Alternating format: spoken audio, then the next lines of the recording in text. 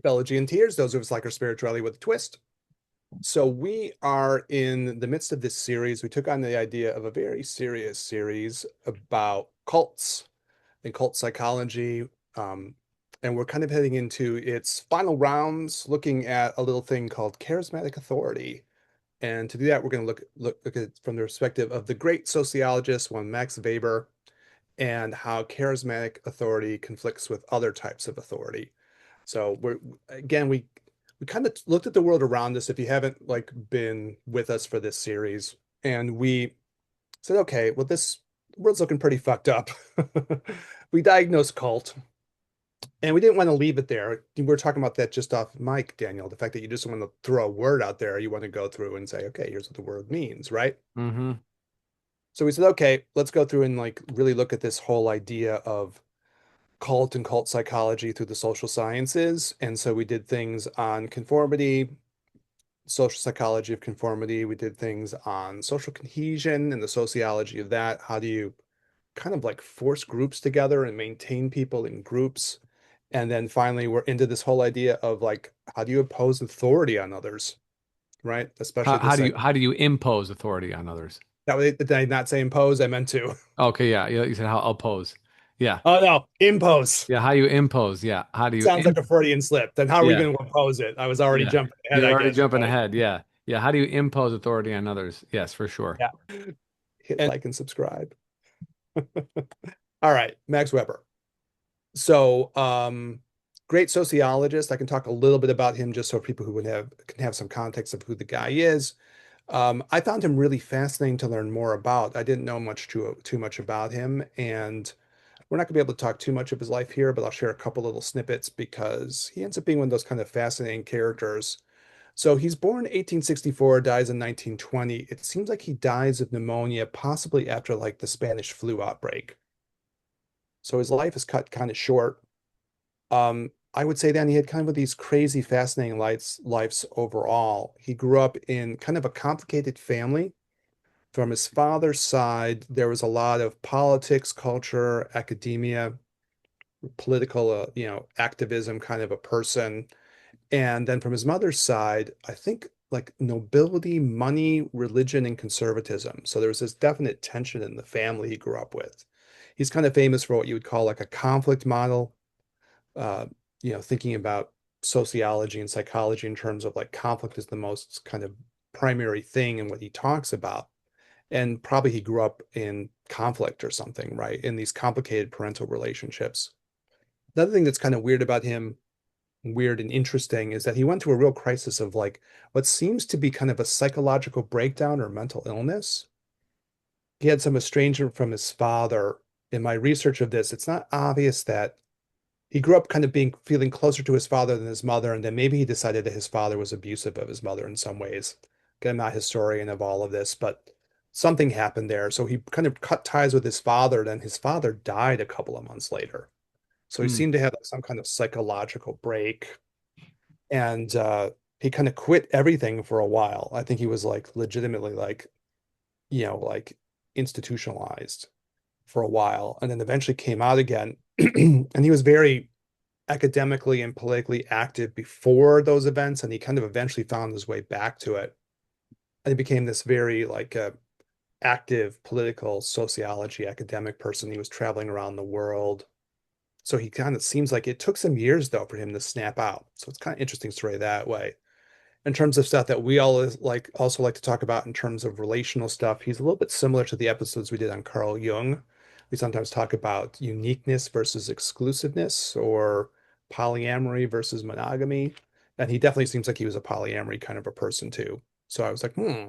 And he wound up like dedicating his like four major works. He dedicated one to his mom, one to his wife, and then two to other ladies who were like big people in his life too. So a little bit similar to some of the Carl Jung episodes we did before, where he was obviously outside the box in many ways, including how he conducted his personal life. So, anyways, kind of a fascinating person.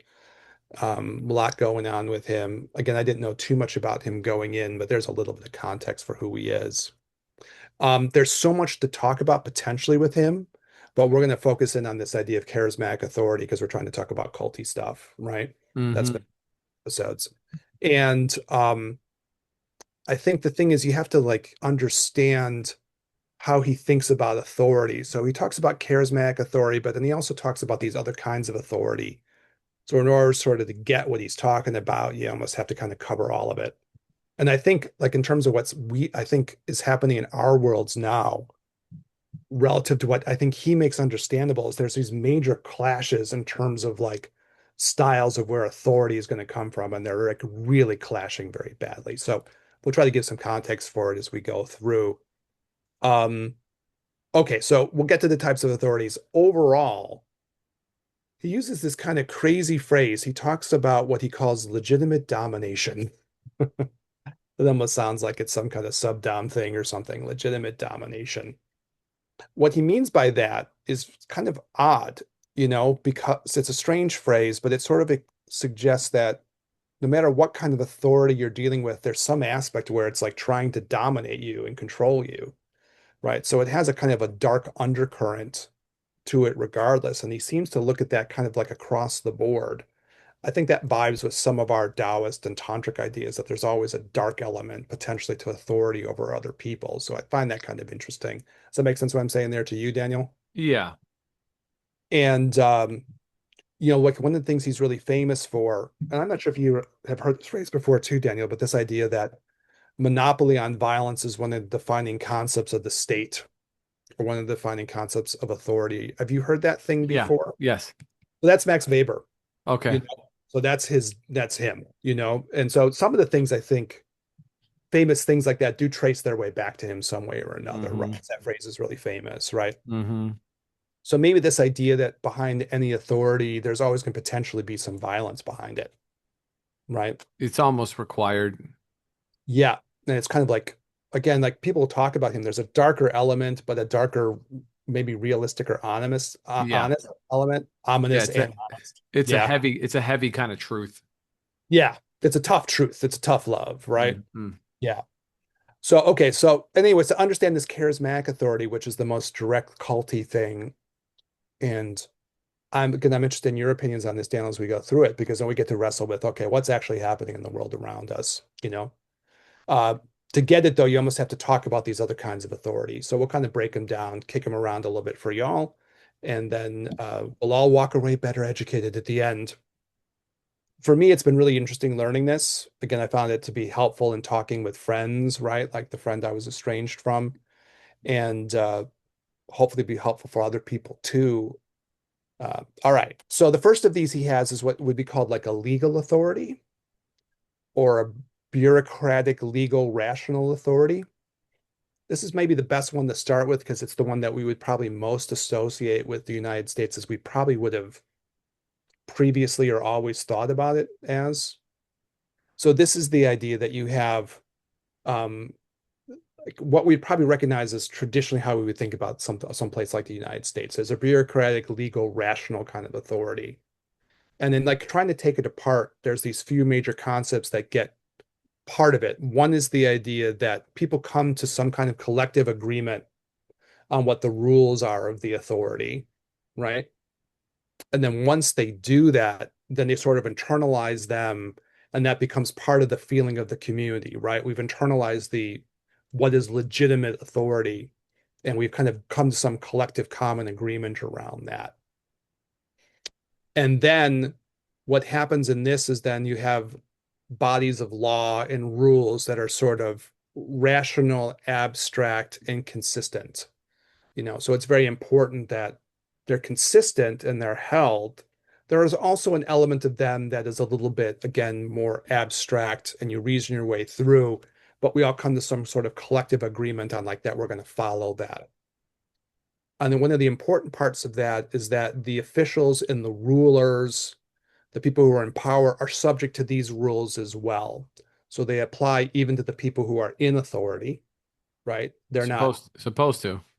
should. If Mm-hmm. you're in this system, Mm-hmm. that's a question, right? And Mm-hmm. we'll talk about, like, again, he's interested in how these different things clash and they're going to fight each other. So, I mean, it is something where he's acknowledging, and I think one of the ways of one of the ways of looking at the world now would be there's a clash going on. So, then the other part that's interesting about it would be that the rules are obeyed not the ruler. The ruler doesn't only has powers by the fact that they're an instrument of the rules. Mm, Rules are the things that you're following, and then in theory, in an archetypal ideal sense, and he recognizes, Weber does, that these are archetypes. They might not be perfectly there, but you can get something that's predominantly this way. You don't pledge allegiance to the ruler, you pledge allegiance to the rules. the rules and our collective agreement that we've decided to follow these things. Then the other big thing about this, there's these sort of five big ideas here, is that people that are placeholders in the order, it's impersonal, right? You take on a position and then again, you obey the position, not the person. So it's not ties of like personal loyalty to others. It's authority that derives from the idea that, we've all bought in and this person is occupying a position. And so we're going to respect that position and follow it. So, anyways, I'll break it there. What do you make of it so far? Yeah, I You have mean, a it sounds like turn to an speak. We've talked about this, sounds like an idealistic view of a bureaucratic elected society, right? yeah. Where somebody would be put in a position of some authority or legislation, and then based on them being selected for that, we honor their selection, but and then we listen to them because they're in that position, not because they are who they are, but because they've been placed in a position that is granted authority, i.e., that position is talking for itself via the uh, body and mouth of a human being, but it's the position, not the person. I was interested in this when I was researching it out and prepping it because I kept thinking, well, Daniel was in the military. And Mm. it does come up with this idea that military things are kind of like this too. So you can have Yeah, structures that are, not just like the government or something or the DMV or something, but other parts of, the structure of things that will have that. And like kept thinking about you, like that's how it is militarily speaking, right? yes, but Like, then yeah. inherently okay, you have inherently built within this is the person who achieved that position, because those positions are not just strewn about. They're Yeah, not yeah, just yeah. handed out like candy on Halloween. Like you have to earn them. So even though Weber is saying like it's the position, not the person is still in the position, and that position has to be earned one way or another. Therefore, the person achieved or did something in order to be awarded that position. Therefore, that person probably is worthy of at least acknowledgement of said accomplishment. Do you know what I'm saying? Yeah, yeah. No, when he gets to that too, interesting. Like you're kind of like he does say stuff about that because in a certain sense, this thing is more likely to create something like a meritocracy. And so the people who get to the positions, you can be like, okay, I can respect this person also because they probably through expertise, talent, training, experience have gotten themselves to this place. Totally. So now I can respect that person kind of almost doubly, right? I can respect them because I'm going to respect their position within this thing because we've all agreed, okay, we're going to show mutual respect to one another on that. Yeah, But then also, okay, you've got to this spot, you know, correct. we can trust that it's earned. Then I Correct. can, okay, I can put confidence in you, right?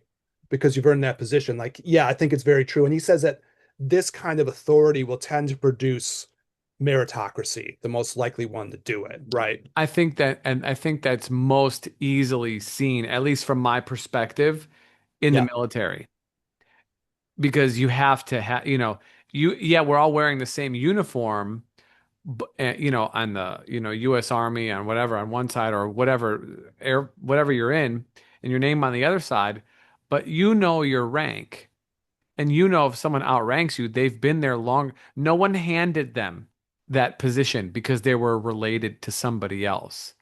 You know, they didn't, they don't look the part because there wasn't, and I mean, I don't mean to add this into it, but it's coming to me right now. You also have to be physically active. Mhm. So you can't like loaf it. You know what I'm saying? Now, that's not to say that people can't be valid for certain positions because of disability, right? The greatest example would be Stephen Hawking or something like this. You're saying, oh, guy's in a wheelchair, obviously an idiot. No, not quadriplegic, get him out of here. No, I'm not saying that. I'm just saying in the context of the military, you still have to be a viable soldier, right?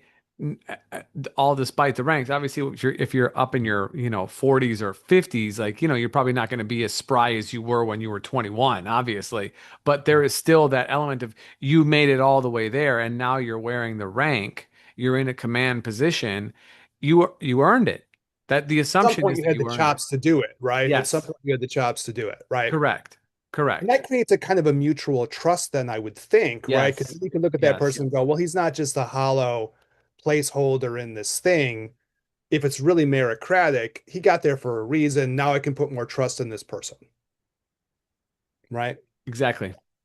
Yeah, it's interesting. Like it's once you get I kind of this, I mean, on some level you say, okay, that's pretty clear what he's saying, but like when you actually frame it all out and you make it kind of specific, there's a certain power to what he's saying, right? Yeah, yeah. Yeah. So especially if like Capricorn for Daniel, 10th house sun for me, if you know a little astrology, right? That you kind of can get to the idea like, okay, I can respect that this person got to this place. All right. Hmm. So additional features of this thing, once you get past those main ideas, is that in general, you want the rules to be written so that we can all feel that we're bound and kind of complying and we're knowledgeable ahead of time and we can always see that there's a record of things, right? So I guess in the Sure. military you'd have orders and the orders aren't just like, hey, I told Todd what to do. Yeah, No, we gave an order. We know what it is. If something gets fucked up, then okay, we're going to have a record of what happened. It's not correct. just he told this other dude and then he says he didn't tell me that, right? There's too much at stake actually, right? Hmm. Yeah. So, again, then there's kind of a structure to things which could be hierarchical, but everyone has their individual responsibilities, right? And those should be pretty clearly defined. Then it gets to what you were talking about, that there should be some kind of special training or expertise. You didn't get to that place just because you knew so and so, right? You didn't get to that because you donated to this thing, right? Or bought this person off, or there's again a nepotism or something. Like you got to that because it was somehow earned, right? And when he's talking about this, then this creates a different, whole set of different relationships. Like for example, you have to like watch out for like conflict of interest. Your personal gain should be kept separate from your responsibilities to what's happening. You need to cut those two things apart in Ah, an the way. emoluments clause. Yeah, Ah, oh, okay. that thing. That thing. Got it. Okay. Yeah, that thing. Yeah, yeah. Ah, that's old news. Yeah, so you split that. You don't create that conflict of interest. And Hmm. what's interesting about it is the farther you get away from it, his point will be you're getting farther and farther away from this. Then you're Mm. in some other kind of authority. You've lost this, right? Hmm. Um, and so then he says in the end, this kind of way of organizing things, this kind of authority is the most efficient because in a certain sense it's rational. And in a certain sense, therefore, it is rational because it's based on knowledge, rationality, that you can trust that people have earned their places, right? And and that's the style of authority that tends to get the best results. Things will work the best when you have this Right. context, right? You can get more buy-in from people. You can put more trust in people around you. Um, and then he also says, and this is an interesting point, but he says this tends to create kind of a social leveling because the closer you can get to maybe this as an archetypal ideal, the more you can have people who will prove themselves based on their merits.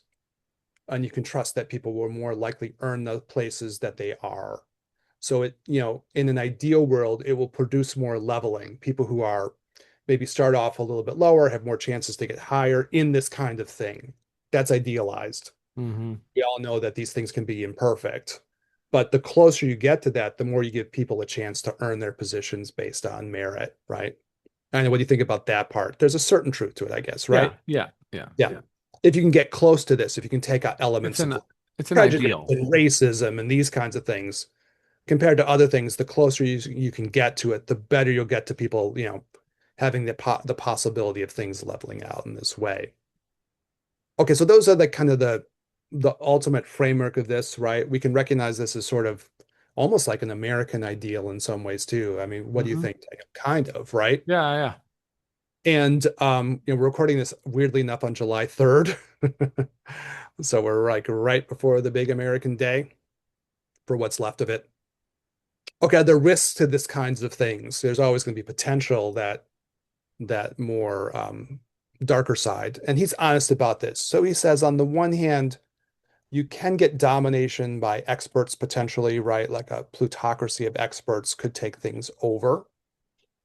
The other part would be that this system can feel kind of impersonal, that you kind of like it develops sort of an impersonal quality to it when you're going through something that feels more bureaucratic or something. But did it feel that way in the military at all? Did it feel impersonal, or how did that feel actually? I've never been in the military, so I wouldn't In know. what way Did it feel like you were like, did it feel cold or impersonal or something, or was it not like that? was what not like that? Your experience, like, was it like, did you feel like, okay, this is a cold and personal system, or did you feel Like like on a collective or as like on as when an you're individual, I guess as an individual? Did you feel like a cog in the machine and it was impersonal, or did it not feel that I way? mean when you're part I mean when you're part of the th when you're part of a large group, yes, you are a cog. That's the point. Mhm. But then when you're being dealt with one on one, it that's, I guess it's both. I don't know how to, it's not really a great way of putting it, but it's both. You have a job to do, so you are that thing. You do that job. Mhm. You get it done. Period. That's it. If you Not get it, personal responsibility, right? yeah, if you can accomplish it, then you will get praised and recognized for doing it. If you don't, you fucked up. Yeah. Get it done. That's, Yeah. that's it. So it's kind of weird language to use because it's like, okay, impersonal or non-personal, I don't know. I just had to do the things that was being asked, and there was obviously Cor- clear expectations, and yeah, correct. that was Correct. how I understood things, and it was accurate that I understood it that way. Yeah, I mean, when you go above and beyond, then you might be recognized for that extra bit. But to do what it is that you're supposed to do, you don't get rewarded for that. Like that's the mission, Yeah. you know? Yeah. Yeah. Makes sense, right? So it's a kind of transcends that question on some level, right? Yeah, it does. Yeah, it's not personal, impersonal. You got to do this shit. We need you to do it. Right. You're here because you were trained to do that thing, and therefore you've made it to this point. Therefore, you have proven some amount of proficiency to somebody. So you're here. So I believe that based on what it is you're proficient in, you can do that thing. Yeah, yeah, yeah. Do it. Was there like, I mean, again, I've never been in the military, so I'm just curious about this. Was there like some element of like psychological understanding and like how people were interacting? Do you have moments of bonding with people who might be higher up in the hierarchy to like Yeah. create? Okay, so yeah, In but it con didn't feel yeah. totally impersonal, I guess, on some No, level. no, of course not. No, no, no. Bonds are Yeah, very strong because you are in it with people. yeah, You're in it. And even those who are in a command position and not necessarily on the day-to-day grind of your workers in the sense, like your foreman and your construction folk, you also cannot be so completely devoid as to lose the respect of the people who you are leading.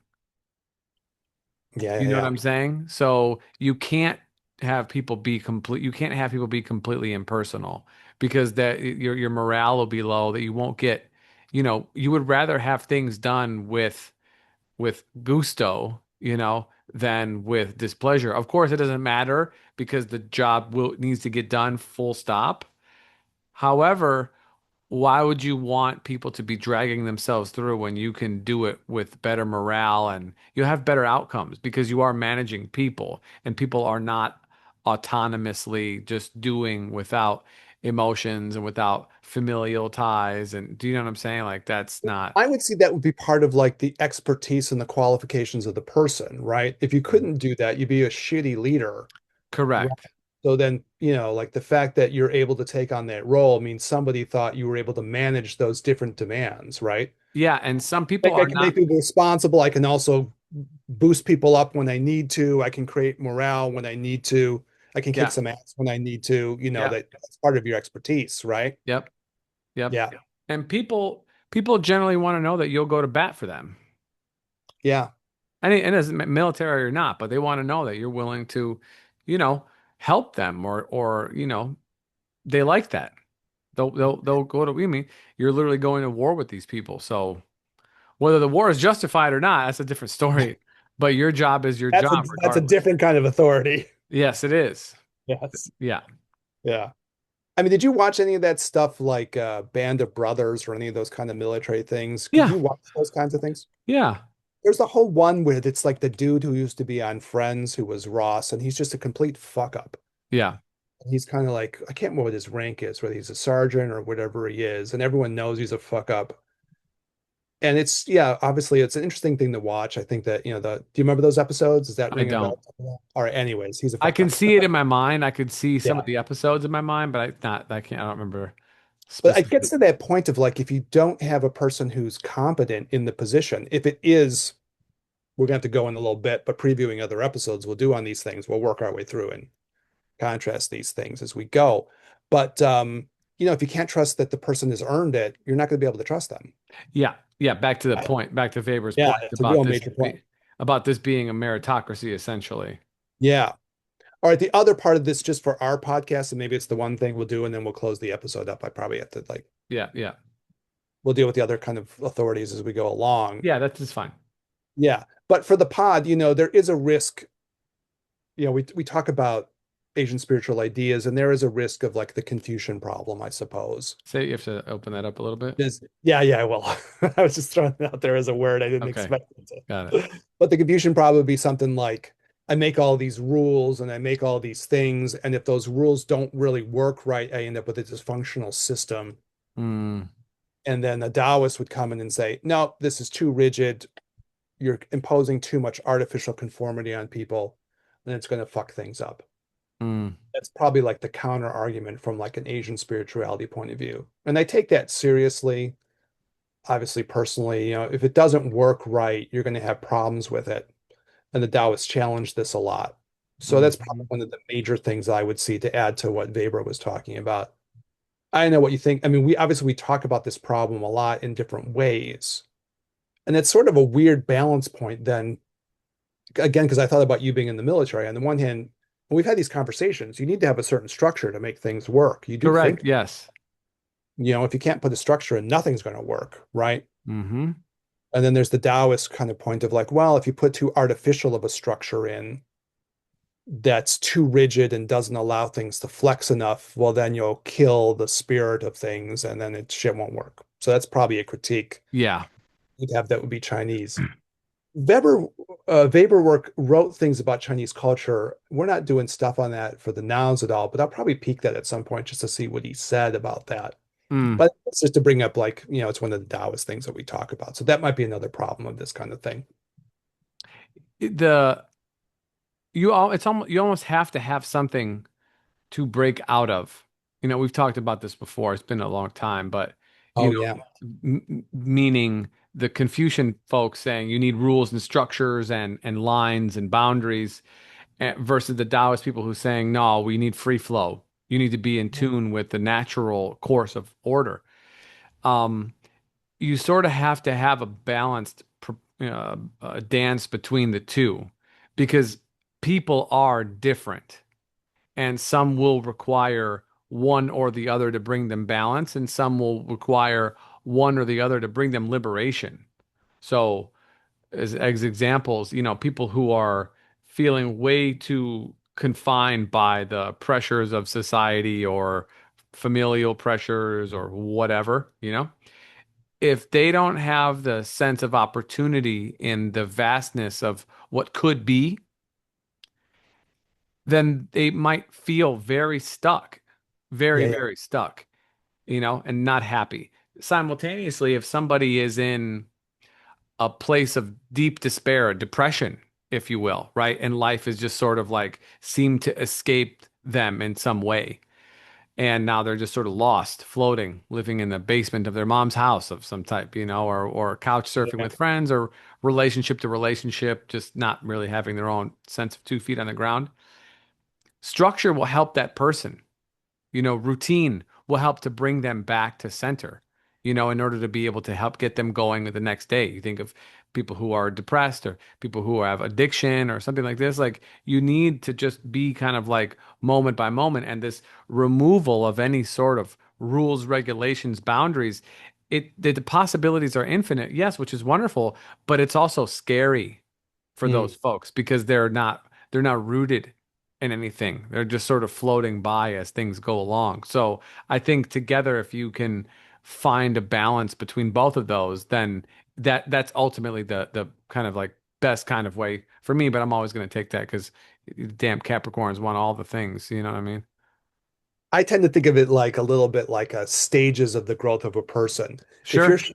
totally chaotic and fucked up, you need to put some stability on that, Hmm. right? Otherwise, things will be too chaotic and you're almost like falling out the bottom of the barrel or something, right? Exactly. Yeah. You need to hold your stuff together. Once you get to that point, okay, I can hold my stuff together. Now I can think about jumping out a little bit, Yep. right? I could be the fish jumping out of the water or the little bird that wants to fly up some more, right?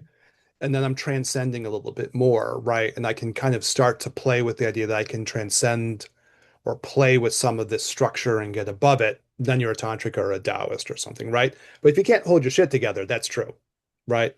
It's hard to leap from total chaos to like up in the sky, Okay. right? Have Throwback. to develop over time, right? Throwback from a book from a really long time ago, Eric. I don't know if you've read it, audience. I'm not sure if you're even tuned in at this point. You probably have the top 3 percentile of attention span of human beings ever.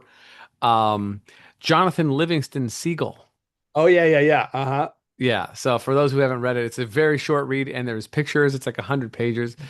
Jonathan Livingston Seagull is exactly what you're talking about, Eric, like wanting to Yeah. fly a little bit higher. And Jonathan Livingston Seagull is a seagull who wants to be an eagle, who wants to fly like an eagle, you know? Oh, okay. Yeah, yeah, yeah. Right, if Uh-huh. you remember that. And so he gets flight lessons from like these like ascended birds, you know, Uh-huh. and he is able to eventually, spoiler, fly in very specific patterns and transcends, he's not just a normal seagull, but yeah. I can't remember if like my dad always liked the old school singer Neil Diamond. He might have Hmm. done a whole album on that. Maybe I wouldn't Don't surprise me. remember. Like, I think I remember driving in the car and there's like, is this Jonathan Liv? Is this what this is supposed to be about? That might be a thing. I'll have to double check. One more thing before we totally check out, and it'll be the capper on the episode that will lead into the next one for anyone who hung around, like you said. Hmm. We'll introduce it next time is like part of the reason why these things exist, though, why you have this legalistic, rationalistic thing. If we go to like Chinese culture, Asian culture, right? Why did Confucius do this? Because it's how you hold fucking corruption down. Mm. Have this, the corruption goes crazy. Yeah. So, I'm a Taoist minded person, but and I talk about it with students in my Chinese medical classes, but you have to like give respect to what he was trying to do. He said, Yeah. like, we can't hold corruption down until we get some buy-in and consent about this. Otherwise, this stuff is going to run psycho. And I think that Yeah. gets us to the moment where we're at now in like our own little land of the USA, right? Like you need this kind of thing in Yeah, you order to do. hold that stuff at bay. Yeah. Otherwise, you get such abuses of power Right. that Which people go crazy. supposedly nobody likes. Yeah, Supposedly. yeah, in theory. In theory, I don't know. We'll see. Yeah. But Weber's point will be previewing episodes to come, will be if you take a step back and really try to understand this is what we're doing. And even in the Asian context, okay, what's Confucius trying to do? He's trying to come up with something where you can get control over abuses of power and corruption. That's what he's trying to do in China, right? Hmm. Because all these fucking warlords and all these like corrupt people, we have to get them in check. And that's why you come up with a system like this. But when we get to our other sources of authority, they're going to try to fight this. Yeah. And that's the foreshadowing of episodes to come and another 3.5 years of our lives. But that's the question, right? Yeah. You know, how do these authorities fight one another? So to be continued. Yep. All right, brother. Well, thank you All so right. much. Thanks, Daniel, for the Uh, lively conversation. yeah, Good. of course. And for Audience, sharing thanks. about your military experiences too. I was curious. Yeah. Yeah. Audience, thanks for tuning in. As always, like, comment, subscribe, hit us up, ginandtantra@gmail.com. Leave a comment in the YouTube section, hit us up on the gram, the Gin and Tantra podcast. Or if you know us, feel free, send us a text message or an email or a handwritten letter because those actually, to be honest, are the best. Everything else is great. We'll take any of it, but those are the best, top of the line. Let's go old school, not new school. Postcard. Yeah. For Eric, this is Daniel. We'll catch you guys in the next one. Peace.